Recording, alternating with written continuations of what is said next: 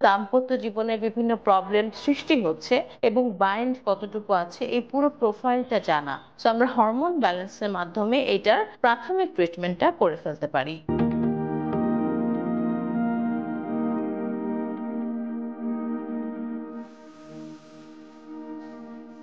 আসসালামু আলাইকুম, doctor Khaleda Adib, regenerative and biological medicine specialist.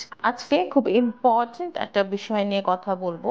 সেটা হচ্ছে পুরুষদের যে ইরেকটাইল ডিসফাংশন অথবা প্রিম্যাচিউর ইজাকুলেশন হচ্ছে অথবা দাম্পত্য জীবনে বিভিন্ন প্রবলেম সৃষ্টি হচ্ছে, সেখানে কিছু হরমোনের কিন্তু অনেক বেশি ভূমিকা আছে। তার মধ্যে আমরা সাধারণত টেস্টোস্টেরন হরমোনটাই দেখি এবং এটার উপরে বেস করে আমরা ট্রিটমেন্টটা করি। বাট আধুনিক সায়েন্স কি বলছে?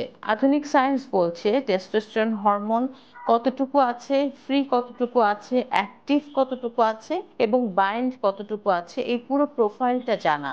একই সাথে টেস্টোস্টেরন হরমোনের সাথে আমাদের পুরুষদের শরীরে কিন্তু প্রোল্যাক্টিন হরমোনটিও থাকে, যেটি মেয়েদের শরীরে মেইনলি অনেক ইম্পর্টেন্ট কার্যকারিতা দেখাচ্ছে। সেটা হচ্ছে মেয়েদের মিল্ক প্রোডাকশন এবং ব্রেস্ট ডেভেলপমেন্ট। সো এটা যদি অনেক সময় পুরুষদের শরীরে কোনো কারণে স্ট্রেস অথবা যে কোনো কারণে বেড়ে যায়, ইভেন ফ্যাটি লিভার, এখান থেকেও কিন্তু পুরুষদের প্রোল্যাক্টিন বেড়ে যেতে পারে। এই ক্ষেত্রে পুরুষদেরও কিন্তু দেখা যায় যে ডিজায়ার, যেটা লিবিডো, ইচ্ছা শক্তি, এই জিনিসগুলো কমে আসে। কিন্তু প্রোল্যাক্টিনেরও কিছু পরিমাণ পুরুষদের শরীরে থাকতে হবে, কারণ প্রোল্যাক্টিন অনেক সময় স্পার্মেটোজেনেসিস বা স্পার্ম তৈরিতে হেল্প করে লুটিনাইজিং হরমোনকে স্টিমুলেশন দিয়ে।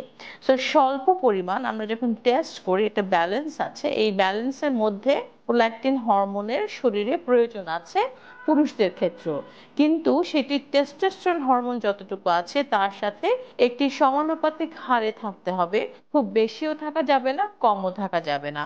একই সাথে ফ্রি টেস্টোস্টেরন, ডিএইচএ, যেখান থেকে টেস্টোস্টেরন বা বিভিন্ন ধরনের হরমোনস তৈরি হচ্ছে, একই সাথে ইনসুলিন রেজিস্ট্যান্স আছে কিনা এটা দেখা, এসএইচবিজি হরমোন বাইন্ডিং গ্লোবিউলিনটা দেখা এবং আদার্স ইস্ট্রাডিওল, প্রোজেস্টেরন, এই সকল হরমোনের কিন্তু মারাত্মক ভূমিকা আছে ইডি এবং প্রিম্যাচুর ইজাকুলেশনের ক্ষেত্রে। তাই ইডি এবং প্রিম্যাচুর ইজাকুলেশন ট্রিটমেন্ট করতে হলে প্রথম স্টেপ হচ্ছে আপনার হরমোন ব্যালেন্স করা। সো আমরা হরমোন ব্যালেন্সের মাধ্যমে এটার প্রাথমিক ট্রিটমেন্টটা করে ফেলতে পারি। এরপরে আরো দুটি স্টেপ আছে এবং এর পরের ভিডিওতে আমি সেই দুটি নিয়ে আলোচনা করব। ধন্যবাদ।